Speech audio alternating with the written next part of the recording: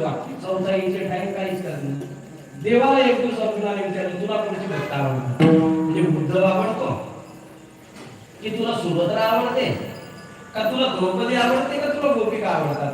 देवाने शांत उत्तर दिलं, भगवान म्हणजे मला सगळेच आवडतात. आईला सगळेच लेकरं आवडत असतात. आई की कधी कधी तर जे हाताबाहेर गेलेले आहेत त्याची जास्त काळजी करते.